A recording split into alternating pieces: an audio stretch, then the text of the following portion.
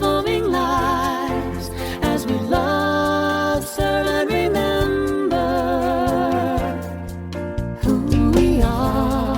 Hello, and welcome to the SLC Sunday Experience. I'm Paula Mandela, and we want you to know you're in the right place at the right time. Right, Ann? That's right, just where you are meant to be. And we want you to sing along with us because we know and you know your soul is welcome here. I'm in the right place at the right time. I am just where I am meant to be. I'm in the right place at the right time. I am just where I am meant to be. In the right place, I'm in the right place at the right time. I am just where I am meant to be. I'm in the right place at the right time. I am just where I am meant to be. Oh, my soul is welcome here. Oh, my soul is welcome here. I am getting the message loud and clear. My soul is welcome here. My soul is welcome. Yeah, your soul is welcome. Our soul is welcome here. I'm in the right place at the right time. I am just where I am meant to be. I'm in the right place at the right time. I am just where I am meant to be. Oh, my soul is welcome here. Oh, my soul is welcome here. I am getting the message loud and clear. My soul is welcome. Oh, my soul is welcome. Oh, my soul is welcome. Oh, my soul is welcome here. I am getting the message loud and clear. My soul is welcome. I'm getting the message. I am getting the message loud and clear. My soul is welcome here. My soul is welcome here. Put your hands together. My soul is welcome here. Tell them about it, Larry. My soul is welcome here. My soul is welcome here. My soul is welcome here. My soul is welcome here. It is welcome here. My soul is welcome. I am getting the message loud and clear. My soul is welcome here.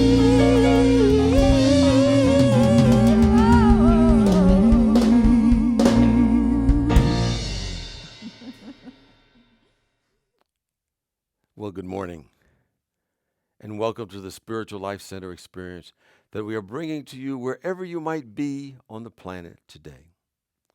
We're grateful for your presence as we remind one another we are all interconnected. We are all one in the Spirit, and there is a divine power within and around us each and every day. We're thankful today for Reverend Deborah, who will give the talk this morning. And I also like to let you know that there are people across the planet who view our services. And each week I acknowledge at least one place outside the United States where people tune into our program. Today, I'd like to acknowledge our friends in Turkey. Thank you for connecting with us, and know that you are blessed and a blessing to our planet. Right now, let's take a few moments to commune with the presence and the power and the love of pure spirit in prayer. And we recognize that prayer is the language of spirit, not limited by time or space or even words, but a feeling that we can send out. So let's connect with that presence now. We recognize that we live and move and have our very beingness in the Spirit of the living God, the whole Spirit that is everywhere. And there is no separation between us and this presence. And we contain all the qualities of this presence. And as we take in these qualities in every thought we have, every word we speak, every action that we take, We radiate from the depths of our being all of these qualities and make that the consciousness and the energy field in which we live. We're grateful to be these vessels and vehicles of pure spirit, to such a degree that we can say that when you see me, you see the presence that sent me. For this presence and I and all of us are one. So it is, and so we let it be. Well, we're grateful to have you here today. We're grateful that we live in a friendly universe. And what we do here at Spiritual Life Center is carry out the following mission.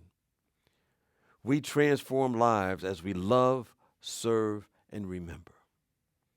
And we do so as we live to the best of our ability these 5 basic universal principles. God is absolute good and everywhere present. People are inherently good. Thoughts create our experiences. Prayer and meditation are how we connect with God. And we must take action.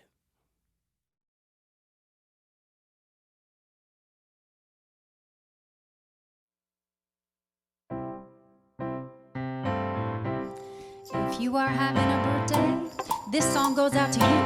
We want to wish you a very special SLC happy birthday. So everybody, join in and sing along. You ready? Happy, happy birthday to you. Happy birthday to you. Happy birthday. Happy birthday. Happy birthday. Happy birthday. Happy birthday to you. Happy birthday to you. Happy birthday. Happy birthday to you.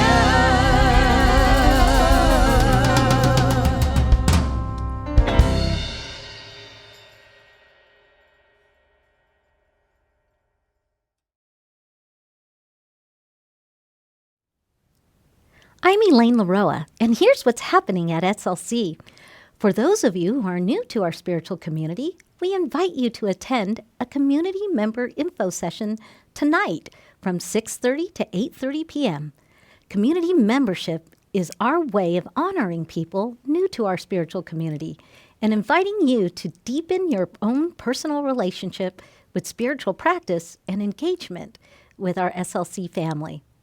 At this info session, participants will learn more about SLC, its programs and services, and forge deeper ways of connection with our SLC family and our mission to transform lives as we love, serve, and remember. On Sunday, May 16th, at 1 p.m. to 2:30 p.m., the SLC Board of Trustees will host our annual meeting via Zoom. At this meeting, the trustees will update us on the well-being of SLC, our accomplishments during a year of COVID, and future plans as we continue to build our spiritual cooperative.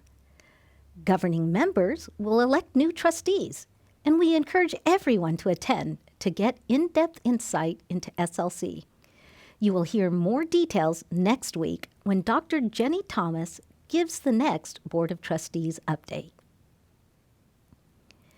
Do you want to connect with Spirit on a personal level or be in service in a most loving way by praying and holding the light for others?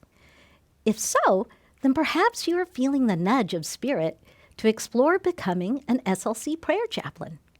You can learn more about the prayer chaplain path by joining Sherry Rain for an orientation session that may help you discern if this is your calling. You can choose one of 3 opportunities, Tuesday, May 11th or Tuesday, May 18th at 6:30 p.m. via Zoom, or Sunday, May 23rd at 10:30, a hybrid orientation both in person and in Zoom. Chaplain training begins in June, so open your heart and see if you are called. No experience is necessary to step into this precious and important way of service.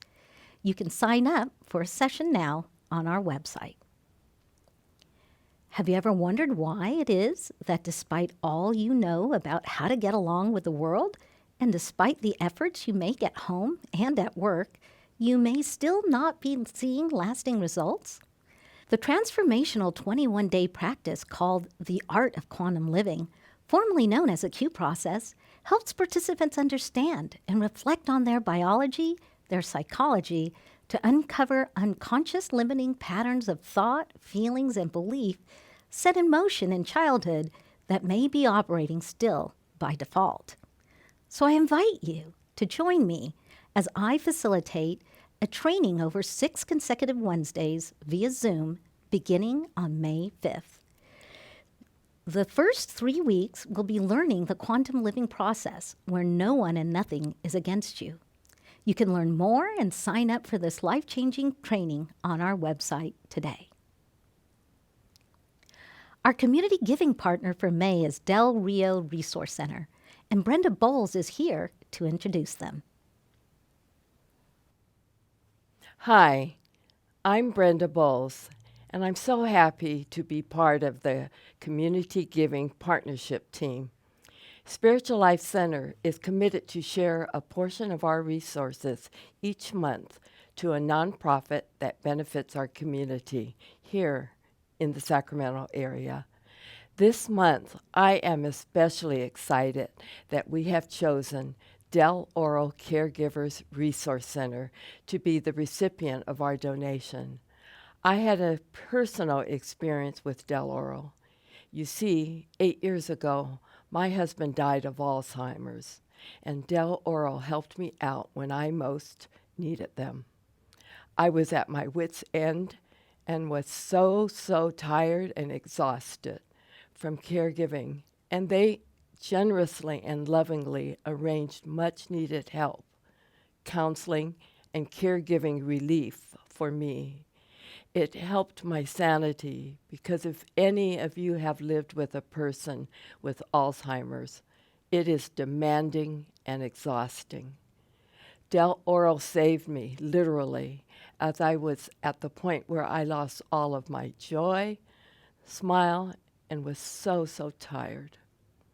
So I'd like to introduce Michelle Nevins. She's the director of Del Oro Caregivers Resource Center.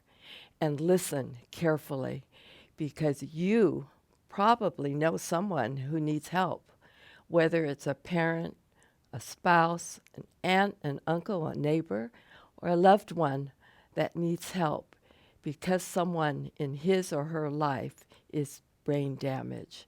Michelle, tell us more.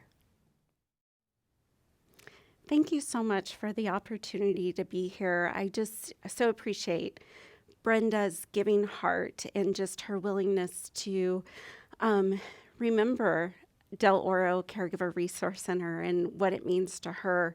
And for those of you that are actually current caregivers and need support, we're here throughout your journey. Whatever you need help with, our family consultants will definitely guide you through that journey. But I'm really here just to say thank you.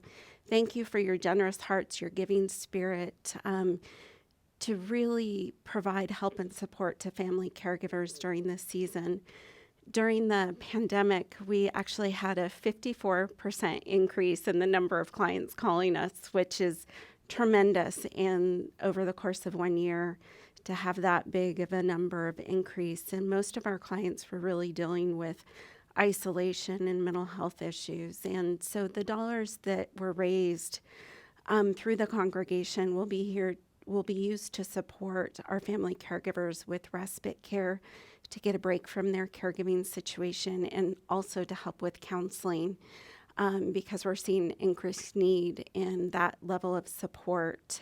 So thank you from the bottom of our hearts. We couldn't do this type of work without the generosity of others, and so we're just super thankful. I also wanted to share that we always have educational events going on in the community.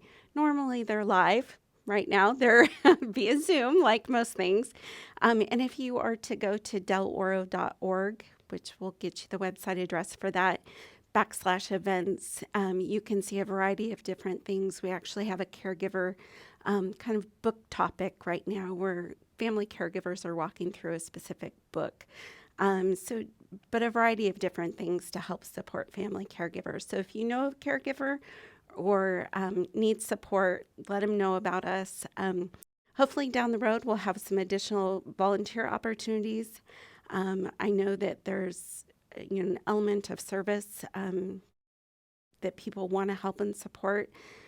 We're hoping to get back to in-person events, but we need help with advocacy and office duties and letter writing campaigns and a whole variety of different things. So depending on your interest, you can definitely give us a call, and we look forward to supporting the clients in your congregation and in the general community. So thank you. We appreciate you and are very, very grateful for your support. Thank you. Thank you, Michelle. It is an honor to join you in supporting caregivers on their journey. Now, we'd love to greet our newcomers, and while we cannot greet you in person, we want you to know that we are happy you are with us today as you walk your spiritual path. You can learn more about us by going to slcworld.org/connect. When you fill out the online card, you can choose to receive our weekly message, find opportunities for connecting with our prayer chaplains, and online small groups. You can also ask to be notified of greater ways to connect with us virtually as we expand our online community. And speaking of connecting, you can find details for all the happenings at SLC by simply going to our website, slcworld.org. Thank you for joining us today. We are honored to be with you in spirit.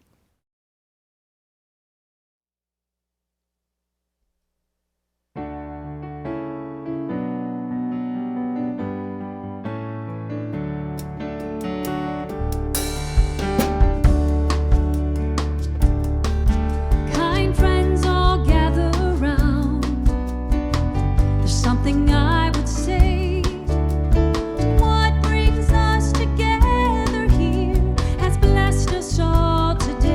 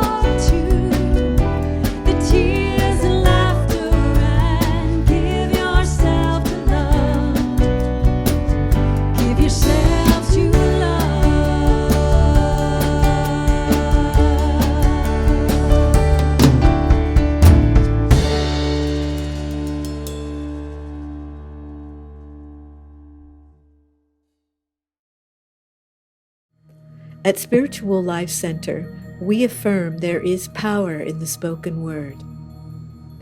If it feels comfortable for you, I invite you to speak aloud our vision statement. Spiritual Life Center is a loving, vibrant family that welcomes home all people and accepts everyone, no exceptions. Weaving ancient spiritual traditions with emerging wisdom, we cultivate a spiritual deepening with the divine, each other, and our planet.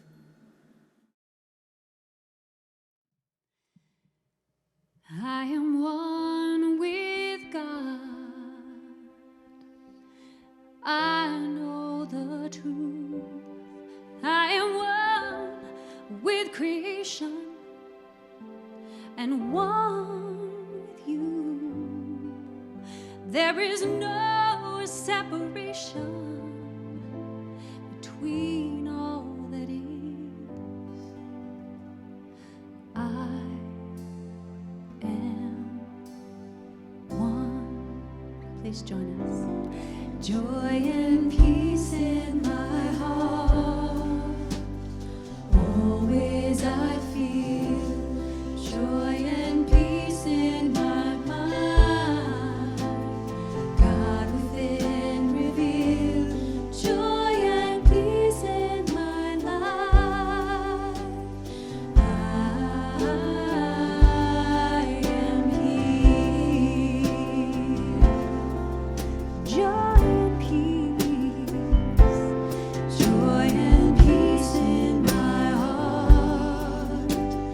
Always I feel joy and peace in my mind. God within reveal joy and peace in my life. I am healed. So much joy and peace in my heart. Always I feel joy and peace in my mind. God within reveal joy and peace in my life. I am healed. I am healed. I am healed. I am healed.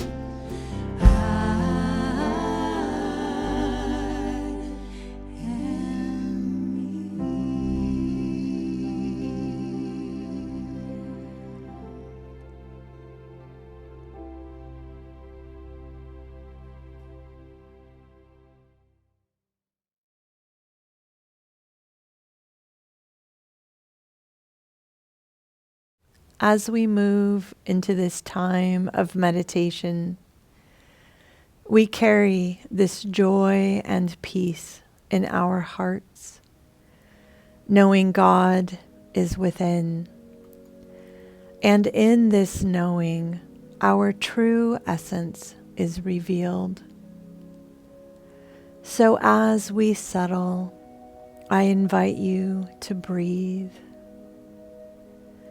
relaxing, becoming comfortable right where you are.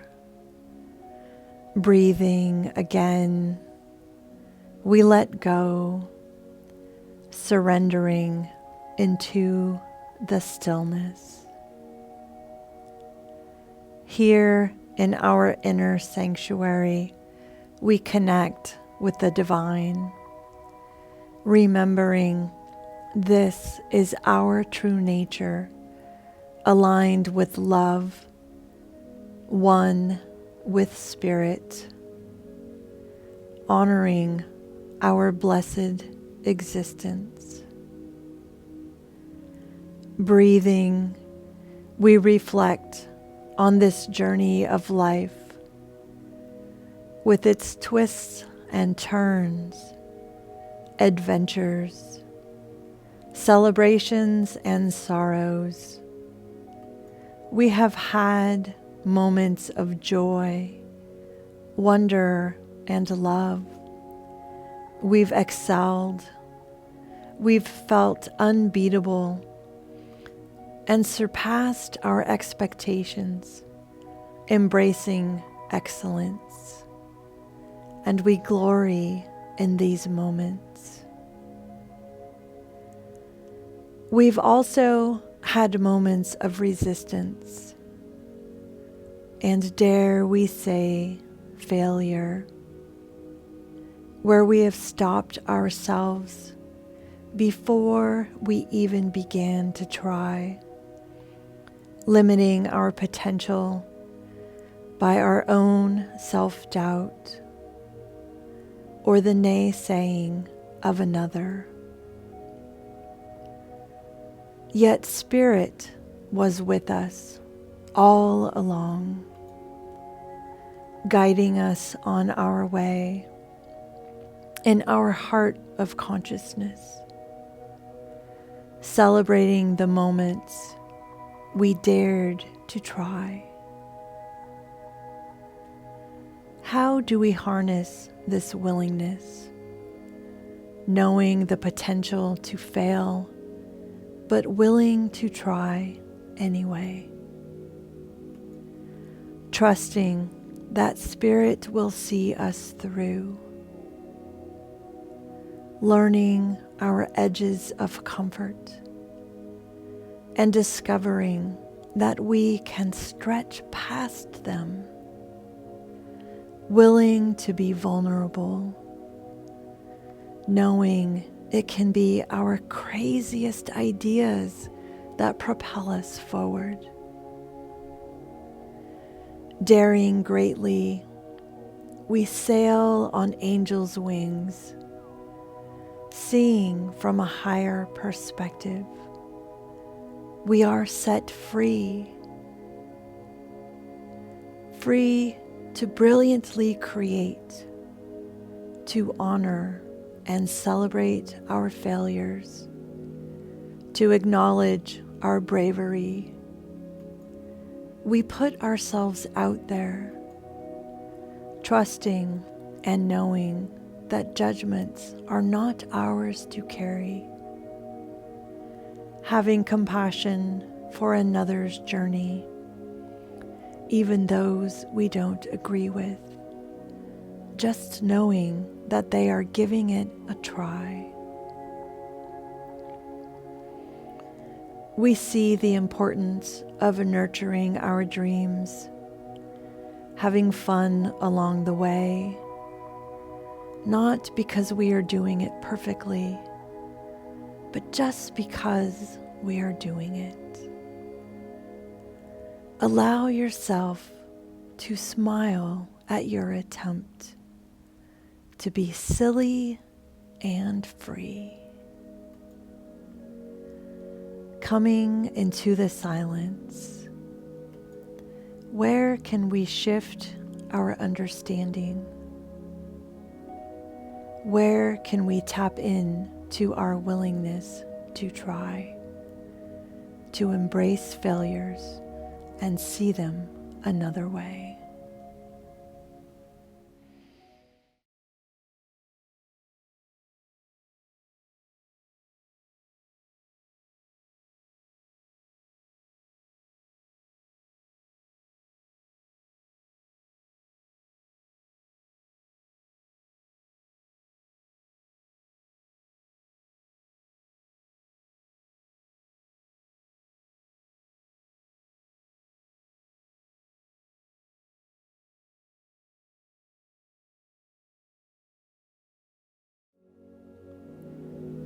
As we redefine failure, we celebrate our willingness, leaning into resilience, gently, mighty brave soul, for in our struggles we learn to grow. opening to the world around us. We see it is filled with 1,000 beautiful things. We lighten into love and allow the joy to come in. And so it is. Namaste.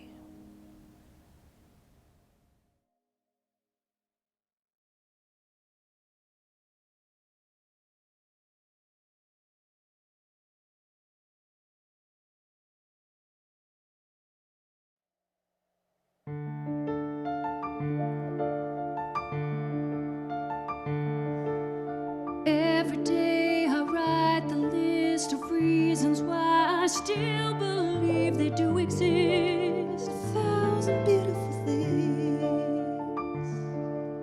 And even though it's hard to see, the glass is full and not half empty. 1,000 beautiful things. So light me up like the sun.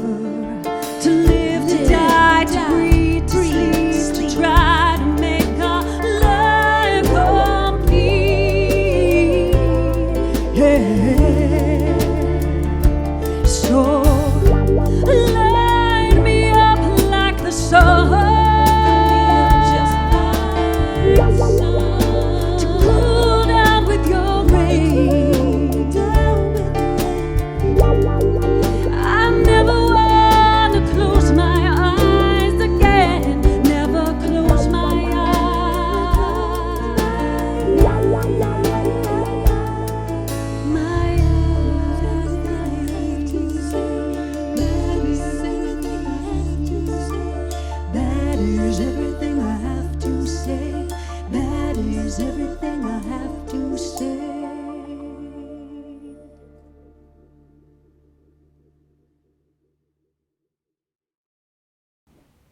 1,000 beautiful things.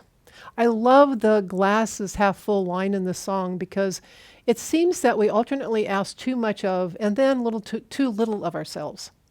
This is because, as you may have noticed, we live in a success-oriented society. We are taught good and bad, success and failure at a very, very young age, and then spend the rest of our lives either working to live up to expectations or working to overcome this programming to achieve. Achievement is a really big deal when we are in school. There's the overachievers and there's the underachievers, but there's never simply the achiever. Those people are just called average. Of course, this carries out into our adult lives and can result in our putting great expectations upon ourselves, and when we do not attain that goal, we belittle ourselves. And then this leads to a very out of balance life.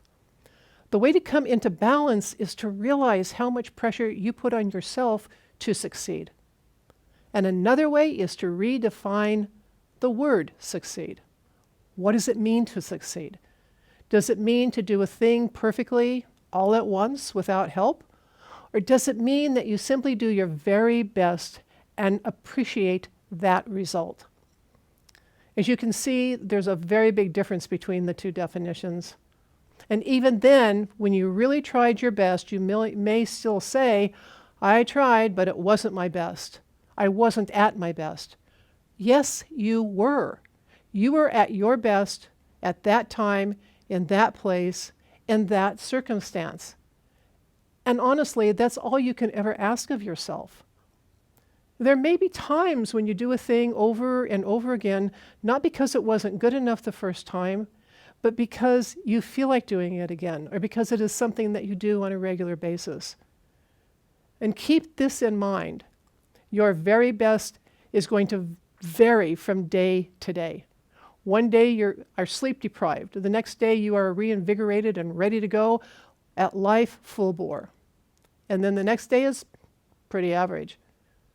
The key is to let go of these expectations and love yourself through each event, each experience. Self-expectation can really wind us up. A friend of mine, we'll call her Carol since that's her name, called me one day to tell me that some friends of hers were going out of town on vacation. And they had a person, a relative, in a retirement home. On the spur of the moment, Carol offered to go visit this woman while they were gone. She almost immediately regretted doing this, and she called me up because she said, I don't know what I was thinking. This isn't the kind of thing I do well. I'm really busy. I don't know if I'm going to be able to pull it off. Well, the friends went on vacation, and Carol would call me almost every other day saying, well, I haven't made it over there yet. And she would tell me what a horrible person she was, and she wasn't living up to her obligations, and we'd have this little talk. And she tried, she really tried, but it just wasn't in her. It's just not who she is to go to this nursing home. So she was entirely successful in beating herself up about this. Finally, a couple of days before the couple was to return, she printed out the most recent email and screwed up her courage and went to the nursing home. And she went into the woman's room, and the woman wasn't there. The roommate was, and the roommate proceeded to rip my friend up one side and down the other. Why she hadn't come and how horrible she was. And so Carol at this point was feeling very, very small. And then the nurse brought the woman back into the room, and Carol said, hey, did you get the emails that they were sending? And the nurse said, yeah, we have, but the printer's broken, and so we weren't able to print out the last one. Well, Carol had brought the most recent email. And so as she was walking through, just again, what a terrible person she was for having not done what she said she would do, I said, well, can I point something out? And she said, well, what? And I said, well, do you know what you did? And she said, no. And I said, well, you came in at the very last moment with that email that nobody else could have brought. So you actually did your job. Do you understand what you managed to do? And she sat there and I could hear her on the phone thinking. And it took her a while to turn her thinking around to realize that, no, she didn't fulfill the obligation the way she had thought she should, and the way perhaps some other people had thought she should. But she had filled in this one little gap that nobody else could fill in. And so she did her very best with what she could in that moment, based on her personality. Appreciate what you have accomplished. Try to let go of comparing before and after scenarios. Yes, there may be a factual difference, but all of your actions are valid. And notice that I'm not using the word attempt. Attempt implies better or worse, and it really never allows for success. And also think about this. Everything you do is successful.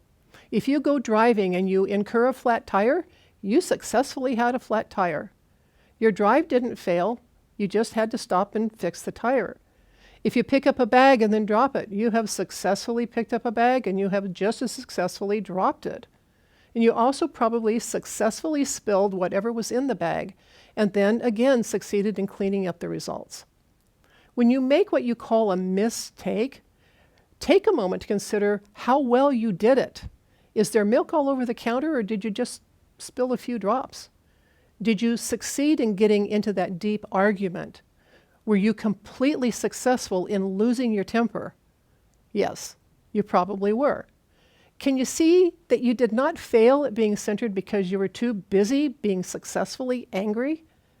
It is this that allows you to decide, do you want to continue to succeed that way, or do you... Go back to, is it the like the previous words, was it, he said it is, or is it, what did you say? Go back to there. Okay. This is when you get to decide. Do you want to continue to succeed that way, or do you want to succeed in becoming calmer and more centered? It comes down to where your focus is. If you want to be calm and centered, make that your focus. Acknowledge when you succeed in keeping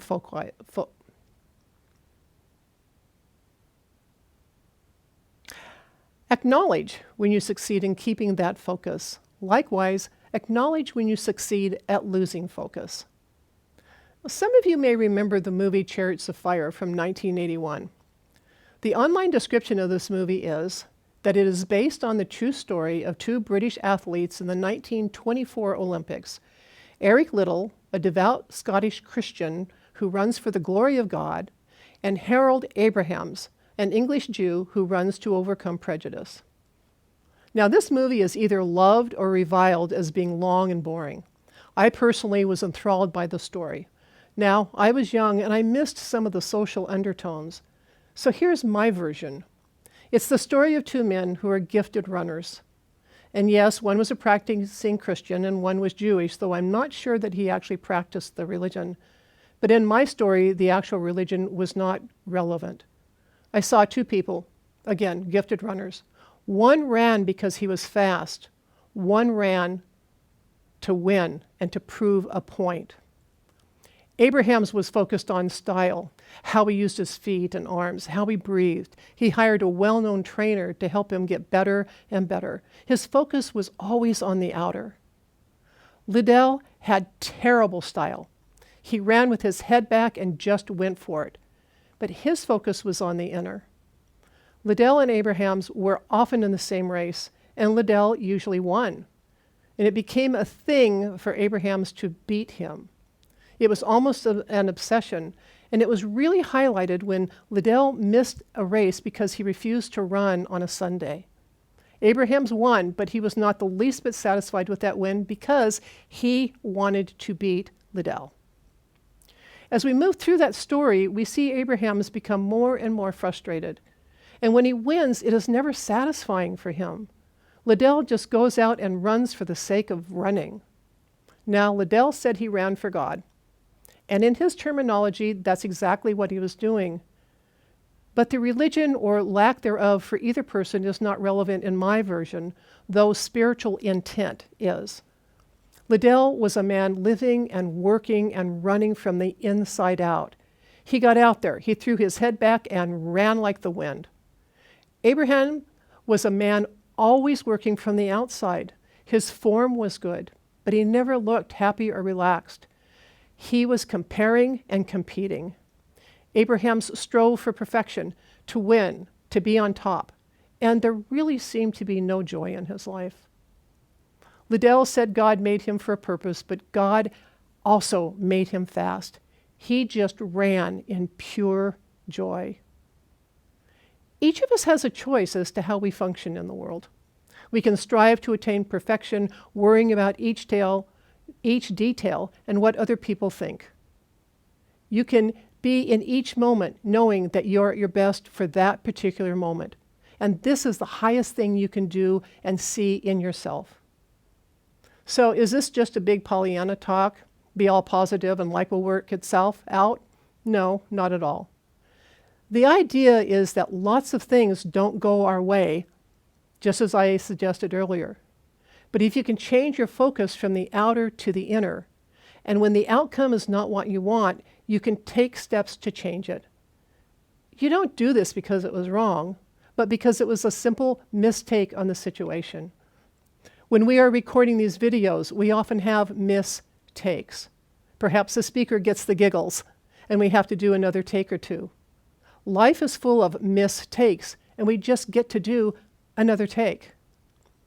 Everything we do is an experiment, and all experiments are successful because even when the result is not what you wanted or expected, you learn what works and what doesn't work for you. It's okay to stop beating yourself for not being good enough because you are always good enough. I mean, how many of you can look at something that happened at the time, seemed pretty awful, and now you see it as a huge blessing? In the week to come, you might think about what you have considered to be your greatest failure in life, and then see if you can find the knowledge, the growth, the blessing in that event, the one that got you to who you are now. This exercise may also remind you that nothing is permanent. Everything changes. And that means that if we just hang out for a while, a new experiment will show up, and we can have even more information to work from, right? Each of us is keeper of a spark of the divine within. And with love, a spark can become a flame of the divine. Living from that inner beingness, being aware of your spiritual self, a way to move through life feeling capable and strong. When you are in touch with your innerness, you will automatically stop comparing yourself, your circumstances, your abilities to others, and you will stand in your own power, your own beingness. You'll feel the flame of love, the flame of oneness burning within, and you will step out into the world confident and strong. Love yourself for who you are and what you are in this precious moment, because this precious moment is all there is. Now is eternity. We are here now. You are just fine the way you are, right here, right now. I want to end this talk with the first verse of a song written by Lynn Morris, and it's called You'll Never Be the Sun. And you can find the entire song online. Just make sure you get out some Kleenex before you listen to it. And this is what the first verse says. You will never be the sun turning in the sky, and you won't be the moon above us on a moonlit night. And you won't be the stars in heaven, although they burn so bright. But even on the deepest ocean, you will be the light. You will, every one of you, always be the light. May the joys of the world go with you.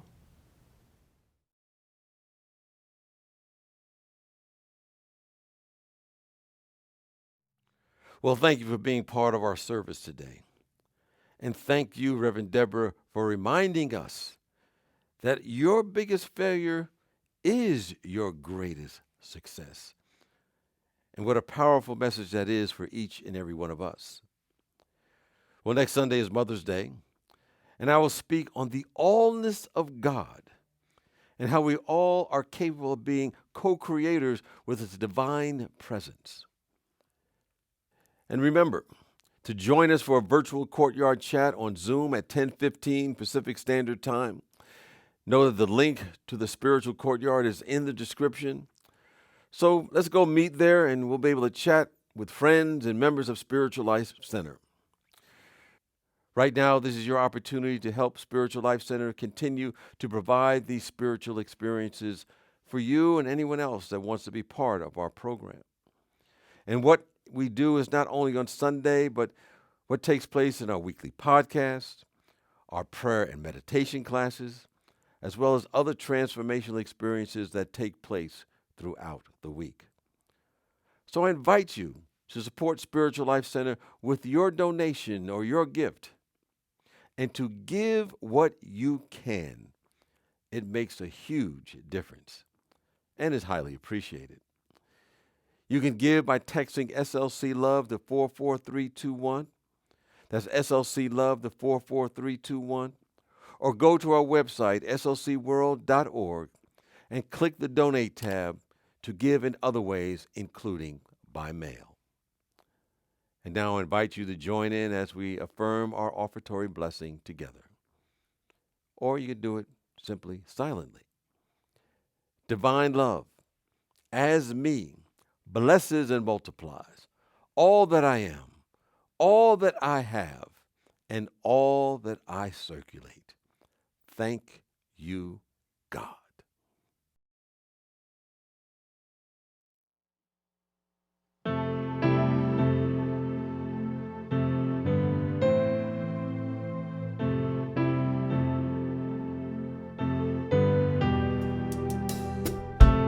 Spread the map on the table with a coffee stain. Put your finger on the places. Show me where you've been. Is that California, where your teardrops dry? You drew a circle around Georgia.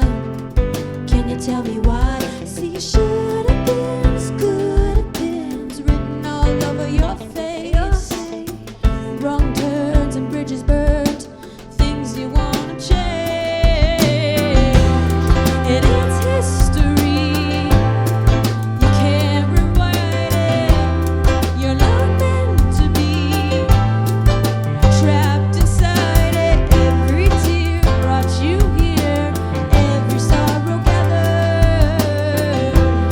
And it's history, but every mile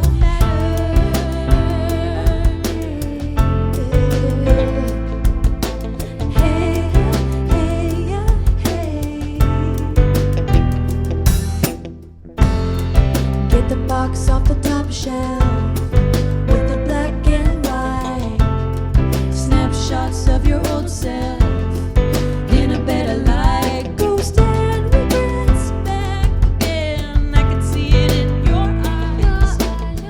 Send him home and let him go. Don't you think it's time? And it's history. You can't rewrite it. You're not meant to be trapped inside it. Every tear brought you here, every sorrow gathered. And it's history. Every mile, every road, and every bend, every bruise and bitter end.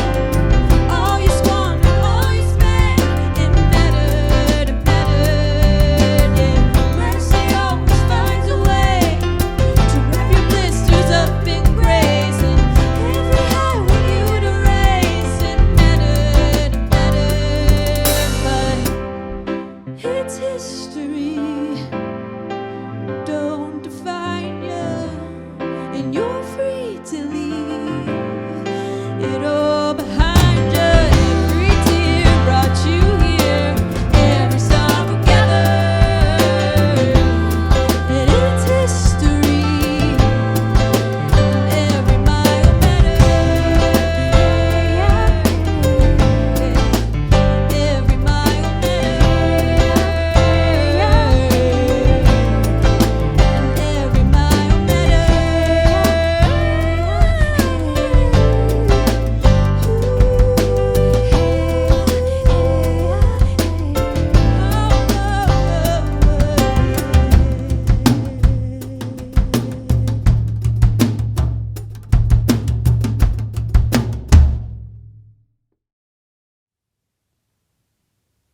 And now, let us join together and say our prayer for protection. The light of God surrounds us. I am the light of God. The love of God enfolds us. I am the love of God. The power of God protects us. I am the power of God. The presence of God watches over us. I am the presence of God. Wherever we are, God is, I am, and all is well.